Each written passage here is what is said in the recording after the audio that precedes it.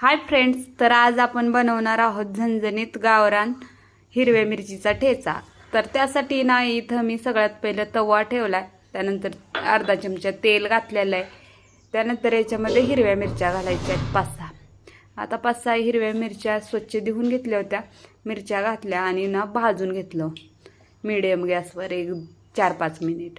छान अशा मिरच्या भाजलेल्या होत्या। त्यानंतर त्याच्यामध्ये ना लसूण कोथिंबीर घालायची आहे, त्यानंतर सोबतच ना एक बारीक कापलेला कांदा घातलेला आहे।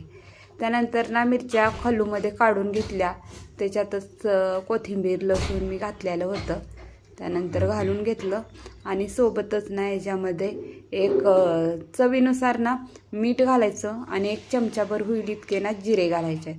आता हे सगळं घालून झालं, छान असं ना वाटून घ्यायचं आहे ठेचा।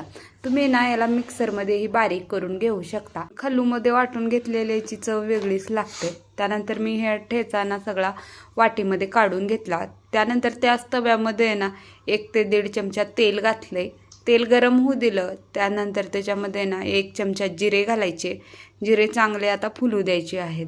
त्यानंतर बारीक चिरलेला कांदा घालायचा, कांदाही चांगला असा परतवून घ्यायचा, त्यानंतर थोडीशी कोथिंबीर घालायची आणि छान असं लालसर होईपर्यंत कांदा परतवून घ्यायचा। आता बघू शकता हे परतवून झालेलं आहे। त्यानंतर आता याच्यामध्ये ना मिरचीचा ठेचा घालून घ्यायचा आहे, त्यानंतर चांगलं असं मिक्स करून घ्यायचं आहे। चांगलं मिक्स म्हणजे परतवून घ्यायचं छान असं। तर आता बघू शकता छान असं ना ठेचा परतला गेलेला आहे। तर आता याच्यामध्ये 1-2-3 चमचे ना शेंगदाण्याचं कूट घालायचं। हे शेंगदाण्याचं कूट ना भाजलेले शेंगदाणे होते त्याचं पावडर केलेलं आहे, तर ते घालून घेतलं। आता कूट घालून झाल्यानंतर चांगलं परतवून घेतलं आणि मस्त असा गावरान पद्धतीचा झणझणीत हिरव्या मिरचीचा ठेचा तयार झालेला आहे। व्हिडिओ आवडला तर लाईक, कमेंट, शेअर।